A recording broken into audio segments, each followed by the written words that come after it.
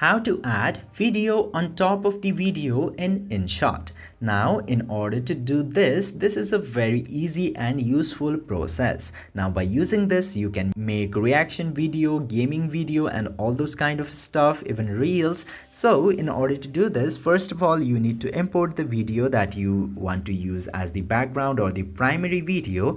Now, after that, to add another video on top of the video that is your primary one, you just simply need to use this PIP option right here. Just simply tap to PIP, and after tapping there, you can see the video that you have in your gallery. Just simply select the video that you want to add on top of the another video.